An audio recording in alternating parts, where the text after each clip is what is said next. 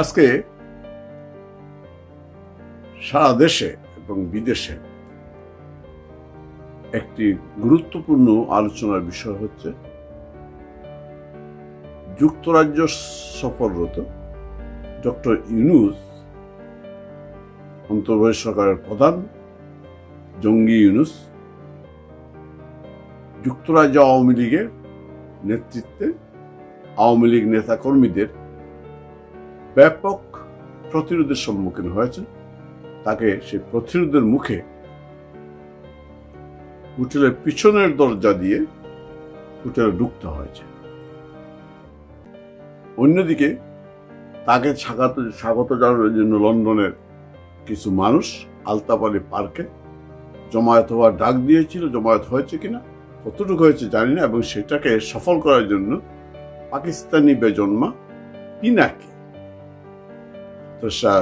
যথারীতি তার স্বভাব সুলভ ভাবেই সে প্যারিস থেকে আহ্বান জানিয়েছে। কতটুকু সফল হয়েছে আমি জানি না, তবে এই যে এটা আয়োজক যারা, এরা হচ্ছে একটি অর্গানাইজেশন রিফর্ম বাংলাদেশ। এই লোকগুলো প্রতি সরকারের সময় সরকারের পদলেহন করে, বিভিন্ন মতাদর্শে বিশ্বাসী এই লোকগুলো, বিশেষ করে এরা সবাই পিজেপি বলে, প্রেজেন্ট গভর্নমেন্ট পার্টি যাদেরকে বলা হয়।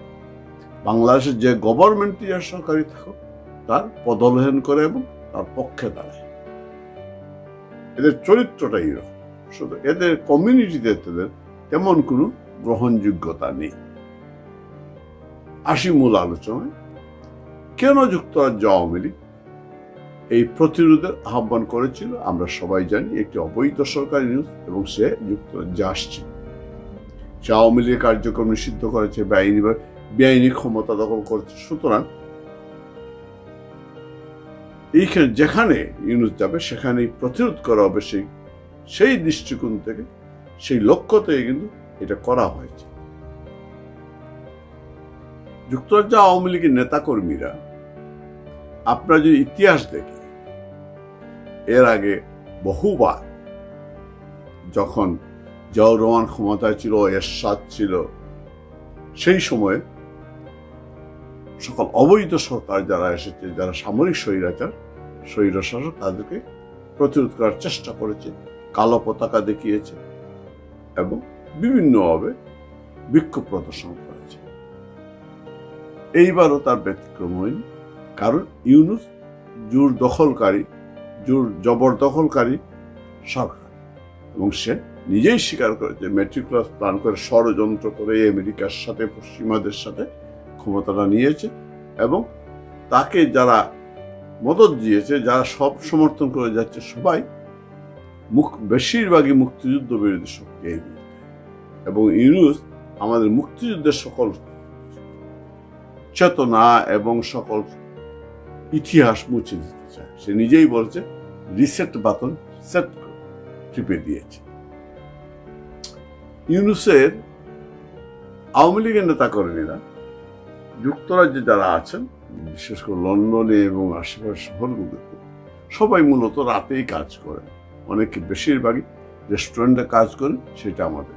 কিন্তু ভোর বেলা 7টার আগেই সারা রাত কাজ করে না ঘুমিয়ে, অনেকে হয়তো কয়েক ঘন্টা জার্নি করে আসতে হয়েছে, ভ্রমণ করে আসতে হয়েছে, ট্রেনে আসতে হয়েছে, গাড়ি নিয়ে আসতে হয়েছে, না ঘুমিয়ে এসে হাজির হয়েছেন লন্ডনের পার্ক লেনের ডরচেস্টার হোটেলের সামনে।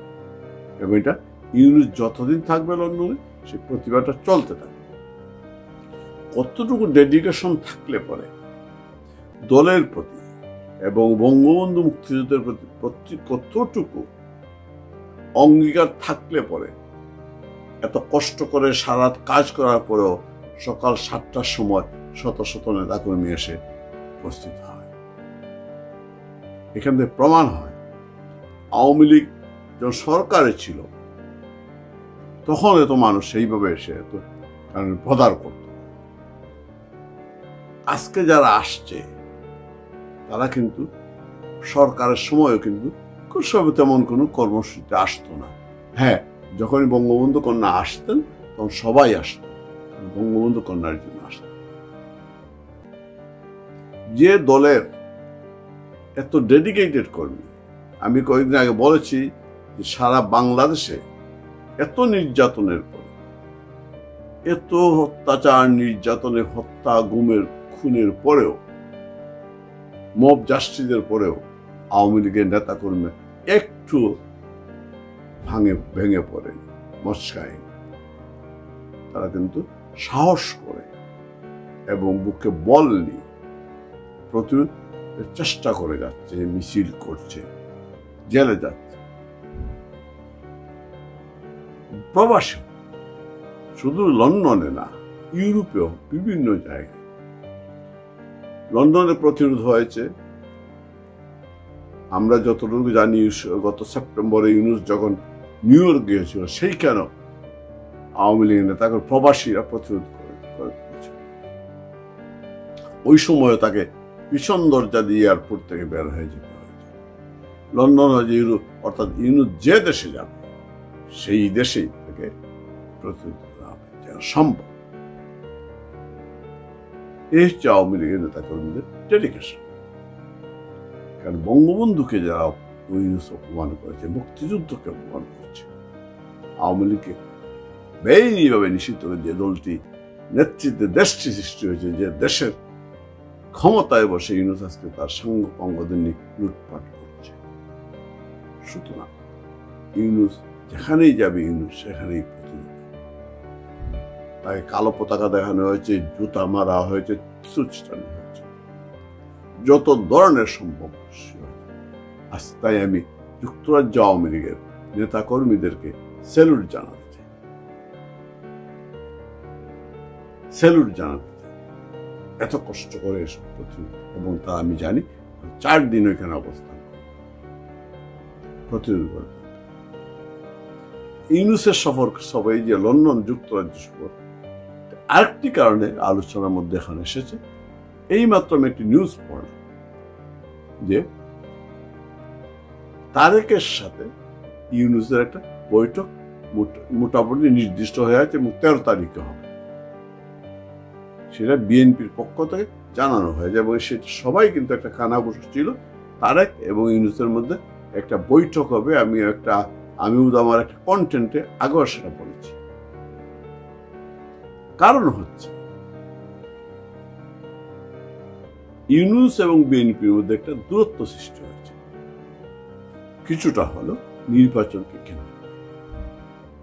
ইউনূস সেই জায়গায় তারকে ম্যানেজ করতে চায়, তারেককে বিভিন্ন ঠুপ দিবে, বিভিন্ন প্রস্তাব দিবে, দিয়ে ইউনূস তার ইচ্ছা মতো যাদের নির্বাচনটা হয়, যত দেরি করা যায় নির্বাচন সে চেষ্টা করবে। এমনকি তারেকরে হয়তো সে